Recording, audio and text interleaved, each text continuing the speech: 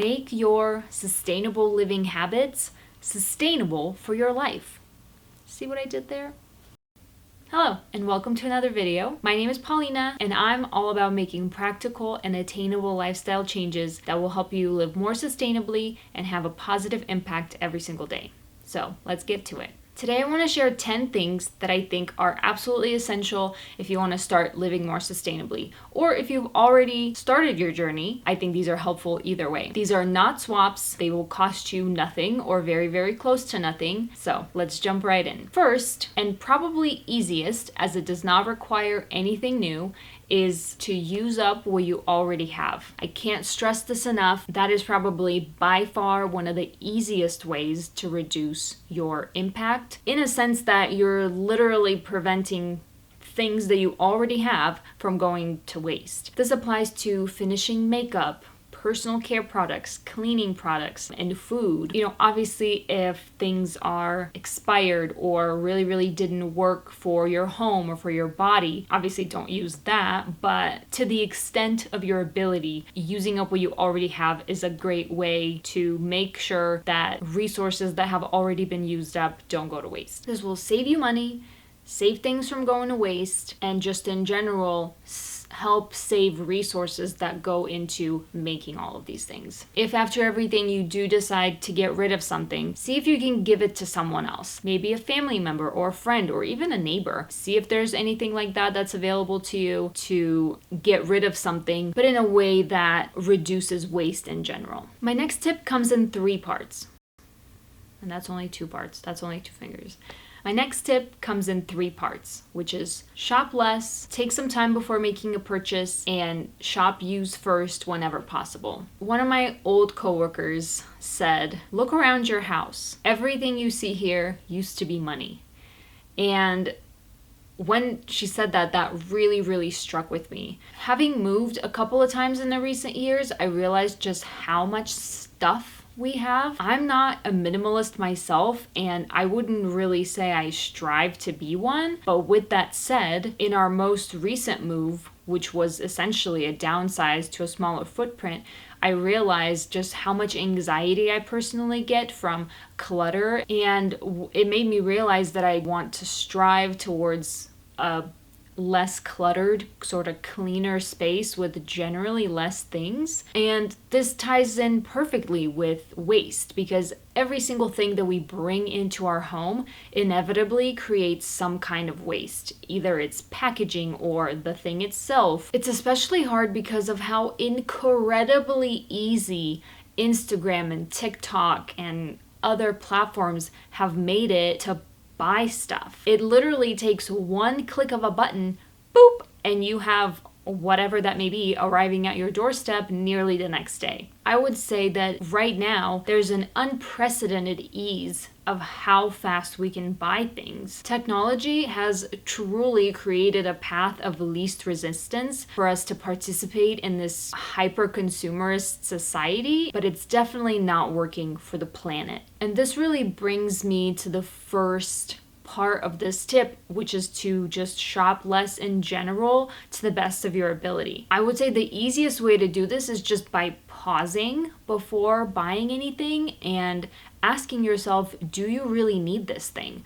Are you going to use it? Are you going to use it to the extent of its life? How long is its life cycle? Is it a really poorly made piece of clothing that will literally fall apart after a couple of washes? Or is it something that will serve you for multiple years? Or do I already have something that will get the job done just as well or maybe even better? Or is it something that you can DIY? Or is it something that you can easily find at a thrift store? Questions like that. Basically, you get the picture. The key here is to sort of evaluate and pretty much create a path of resistance for yourself before pressing buy. Some of the ways that I like to do this personally is to create a list, sort of a wish list of things that I've had my eye on or something that I think would help me around the house. If it's something that I can only get on Amazon, or if Amazon just has like the best deal for that thing or has the best prices for that particular thing, I'll just sort of make an Amazon wish list, and then when I have a number of things on there,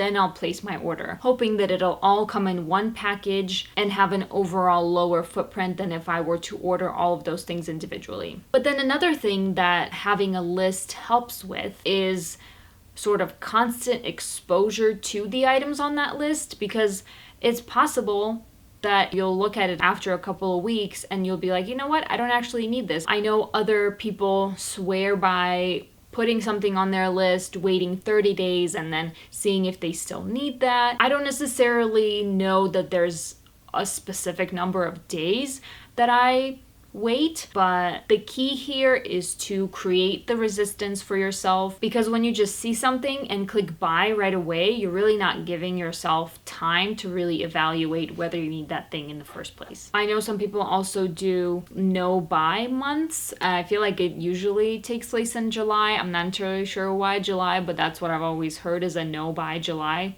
I guess now that I'm saying it, it rhymes, so I get it. The idea is that during those months, all you do is you only buy sort of food and like personal care items that you need immediately, but everything else you put into a wish list and then you wait until the end of the month or the next month to see if you still think that you need those things. I haven't done one of these myself, but I do want to try. But at the same time, because I have other systems in place, I don't think that I'm necessarily victim to a one-click buy all the time. But I know it works really, really well for others. And if that makes the most sense to you, then by all means, go for it. Now, I do have a quick note on here, and that is if you see something that's on sale that's already been on your list, I don't really see a problem with buying it. I'm all about saving money just in general, especially in this economy. So if it's something that you already know you're going to use, then I really don't see a problem with shopping in general. As long as you use it, you're good. And on to the last part of this tip, which is to try to shop used when possible. I absolutely love my local thrift stores. I think it's a treasure hunt. I absolutely love going. I feel like I find really cool things all the time. I know not everybody has that same experience, or maybe your local stores are just not as good, or maybe you don't have a lot of them. But I found that even if your local store isn't very good, there's always other platforms such as Facebook Marketplace or other various kind of more localized platforms where people are selling their used items that they don't need anymore. Sometimes this will even be free and you just have to go get it. Purchasing something used is a great way to reduce your footprint for several reasons. First is you're not creating demand for new resources to be used up. For example, if you're buying clothing used, then you're not creating more demand for new cotton or for new other raw materials to be produced to make that piece of clothing. If you're buying dishes or glassware used, what are plates made out of? You're not creating demand for sand to be used up to make new glass, etc. And not to mention the wonders that this will do for your wallet. I think thrift store prices actually just ruined my outlook on prices in general. I don't go to the mall. Because why would I buy something at the mall for full price if I can just go to the thrift store and get something that's probably better quality for half the price?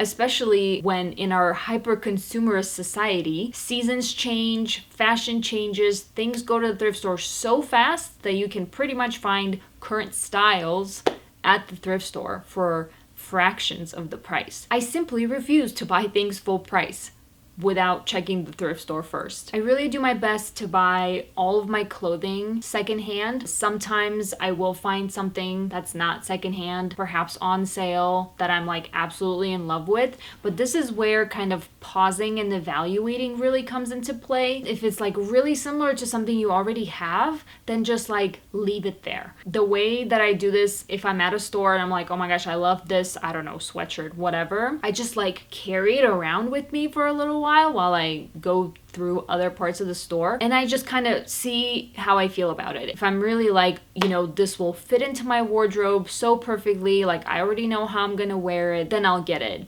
But if it's something I'm okay, I kind of already have something like that, let me not get it. So it really just kind of goes back to really evaluating, pausing, creating that resistance for yourself. Fast fashion is also one of the worst contributors to climate change and global pollution levels. So when you buy your clothes secondhand, you're helping those clothes from going to waste, and you're reducing the overall demand for new clothing, which in return reduces your impact in terms of new materials, emissions, and waste overall. I also always look for used furniture and home decor before buying anything new, because that stuff can be very, very expensive, and a lot of the time, if it's decent quality, you can find it at a thrift store for a fraction of the cost, and it'll still serve you for multiple years to come. So I think that's a win-win personally. All to say that if you can shop used, do that first before buying something new. It will reduce your impact by leaps and bounds and save you quite a bit of money. So to summarize, when you're out buying stuff, just pause and think, evaluate whether you need that thing, and if you can buy it used, do that. On to my next tip, which is adapting a reusability mindset, and I'll explain what that means. Shopping definitely extends to this, but it really goes beyond just shopping. For me, I think it's just in general having a mindset of how can something be reused before getting rid of it. For example, instead of going out and buying a whole bunch of brand new glass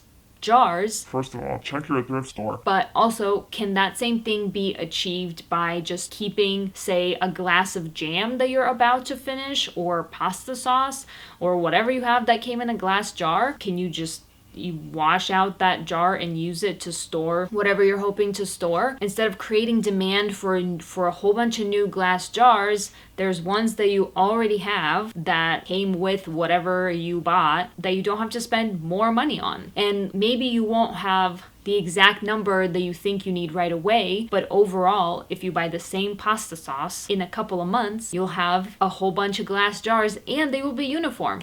I know some people have a problem with like having all kinds of different glass jars, but it's actually really useful to have different sizes.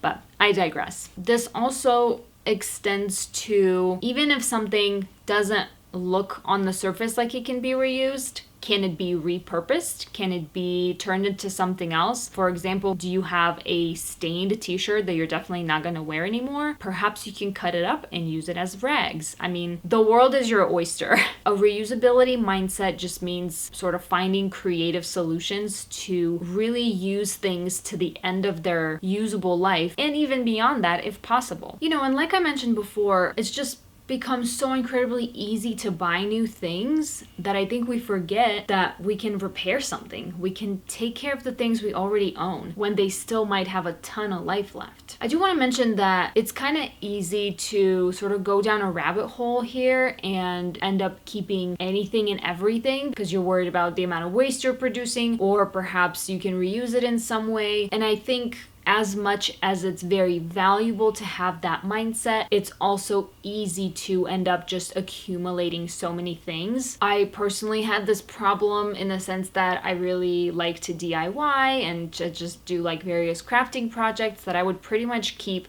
every little piece of whatever, from packaging or from, I don't know, literally I would just keep everything, and this really ends up cluttering up your space. You might never use that thing that you're putting away because you might use it someday. So I think definitely have a reusability mindset while also making sure that your space is in a state that doesn't cause you too much anxiety. So while we definitely want to strive to reuse as much as we can, it's okay to let go of things and do that through their proper disposal channels. Next, I want to stress that it's important to remember that it's okay to change your mind. And I'll explain how that works specifically for sustainability. I think a lot of people get stuck in their ways because it could be embarrassing to admit that they're doing something wrong. I think you can really see this with people like really sticking to a way that they do something, even though it might not even be close to the best way, but they're just kind of embarrassed to admit it to themselves and to everyone around them that they're doing something wrong. So what you typically see is people just doubling down on their harmful practices and opinions because they just can't admit that they're doing something wrong. To say, yeah, you're probably right. I should have been using a reusable water bottle instead of buying a bunch of plastic ones, but I simply cannot admit that I was wrong because that would make it so that you view me in a way that's lesser. And I just want to say, don't do that. Don't be afraid to admit that you're wrong, because admitting that you're wrong is okay. It's okay to invite change. It's okay to change your ways and to say, yes, I'm a human being, but I'm also capable of learning new information and using it to the betterment of me and everyone around me. It's not embarrassing to admit that you're wrong. It just means that you're capable of change and capable of learning, which is not a bad thing at all. In fact, most people will probably admire your willingness to learn and grow, especially because there's a lot of wrong information floating around out there, and it might be hard to really know what's correct and what's true, and you can think that something is the proper way of doing it, and then a couple years later, new information comes out that you're like, okay, well, I guess same with smoking. People thought smoking was totally okay, and then they learned that it wasn't, and that's okay because new information comes out and you're like, okay, well, I was wrong. I shouldn't be doing that anymore. I think that's totally fine. There's just new information coming out all the time, which means even people like me who are really invested in this, we're still learning new information every day because things are just changing rapidly. There's likely things that I've been doing that were probably not the most sustainable or the best thing to do. I learned what it was, figure out a different way to do it, and move on. So just remember, it's okay to change your mind. It's okay to admit that you're wrong. It helps everyone, including yourself and those around you, to learn and grow. And that's what progress is all about. Next, just a couple of honorable mentions, one of which is to just keep learning. This really ties in with the previous point. There's always a ton of new information, new inventions, which is great, and we love to see it. So just keep learning, stay in the know. There are a ton of creators just like me sharing fantastic information, so always be learning. Also, always be learning about things that are happening in your local community and see if you can participate. This can be a great way to get involved, help you connect with like-minded people, to make new friendships, and to help out where you live and be a really rewarding step on your eco journey. Last but not least, just remember that there's really not a one-size-fits-all sustainability lifestyle. It's really gonna look different from one individual to the next, and that's okay. The way that you contribute might be completely different from someone else, but that doesn't make it any less valuable. We all have different abilities, different places that we live, different incomes, and different laws. You might not have a secondhand store with a great variety anywhere near you, but even if you do have to purchase things new, maybe you'll really use them to the end of their life cycle. You might not be able to shop plastic free, but you can make sure that none of that food or things that you purchased go to waste by using them up to the last drop, and then maybe reuse the container somehow with your reusability mindset. Doing something, even just one thing, is better than doing nothing at all. And I want you to feel empowered to take any action that you can and gradually build habits that are available to you. To wrap this up, if there's one thing you're going to take away, I hope it'll be this. Building sustainable habits that work for you consistently is way better than trying to do every single thing that you see that's associated with zero waste living or sustainable living. By all means, strive to do your best. Do what you can, but also strive for attainability and practicality in your life and whatever that means for you. Give yourself grace. A sustainability forward lifestyle is not picture perfect. Sometimes it's not cute at all. And while you're figuring things out, figuring out what works for you, your journey is probably not going to look like that of sustainability influencers with impeccably organized glass jar everything pantries, or with zero plastic anywhere and homemade personal care products. And that's okay. If your journey means just starting with a reusable water bottle, that's great. If you're already further along than that and want to swap out some of your other single-use items for reusables, that's great too. Creating habits that are sustainable for your life See what I did there? Is way more important than trying every single thing zero waste or plastic free or whatever that may be. Do what works for you, and as changes become habits, add new ones. You can still be a part of this community. You can still make a difference by shifting your mindset and your actions from this never-ending glut of consumerism. I've said it several times and I'll say it again. Every little bit counts. And let me know how I can help in the comments. Thank you for spending some time with me. I hope some of this was helpful, and I hope to see you next time. Bye. Oh, delight.